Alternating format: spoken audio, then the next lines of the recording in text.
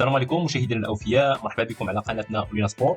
نتمنوا ان شاء الله تكونوا في احسن الاحوال، ونتمنوا تدعمونا بالاشتراك بالاعجاب، شي تعليق محفز اسفل الفيديو باش توصلوا دائما بجديد الفيديوهات ديالنا. وشكرا جزيلا مسبقا. في هذا الفيديو ان شاء الله غادي نشوفوا الجديد ديال المحترفين المغاربه، كل ما قدموه في المباريات اللي جراو في اخر الاسبوع ان شاء الله. بدايه بالدوري السعودي، واللاعب عبد الرزاق حمد الله اللي ماركا يعني سجل جوج ديال الاهداف، الهدف الاول من ضربه جزاء بطريقه رائعه، والهدف الثاني من راسيه، وتيقود الفريق ديالو الاتحاد السعودي للانتصار على الوحده 4 اهداف مقابل هدف واحد.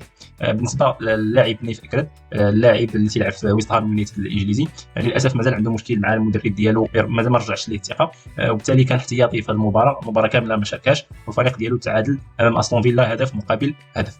اما بالنسبه للنصيري، سجل اليوم هدف رائع في الدقيقه 18، وتم الاستبدال ديالو في الشوط الثاني، وجرى واحد النقاش بينه وبين المدرب ديالو، واحد المشاجره ما عرفناش السبب ديالها، واش حيت خرج المدرب او كاين شي سبب واحد اخر.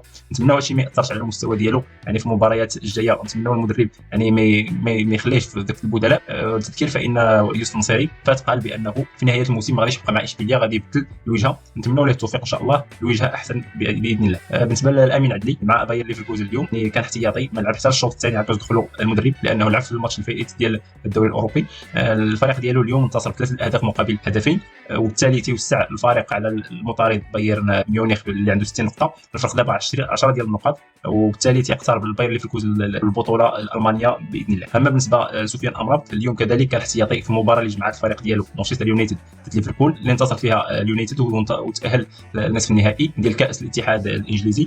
امرابط كان احتياطي طيله المباراه، ما دخلش نهائيا، يعني نتمنوا له التوفيق ان شاء الله، خاصه ان مجموعه من الجرائد الرسميه والمواقع الموثوقه قالوا بان امرابط يعني مطلوب من جوفنتوس الايطالي. نتمنوا له التوفيق ان شاء الله ويرجع للدوري الايطالي اللي بين فيه يعني المستوى الكبير ديالو ان شاء الله. اما بالنسبه للمباراه الاخرى اللي جمعت مارسيليا مع رين الفرنسي، يعني في البدايه كان حارس يعني رسمي مع الفريق ديالو، وحتى الدقيقه 84 تم الاستبدال ديالو بأوناحي اللي شارك مع مارسيليا حتى نهايه المباراه. المباراه انتهت لصالح رين بهدفين مقابل 0. التذكير فان رين الفرنسي تيشارك مع في الصفوف ديالو اللاعب ابراهيم صلاح اللي دخل في الشوط الثاني وقدم اداء لا باس به. اما بالنسبه لحكيم زياش فاليوم يعني دخل في الشوط الثاني مع الفريق ديالو وقدم واحد الاسيست رائع بواحد التمريره يساريه، الايكاردي اللي سجل هدف براسيه رائعه.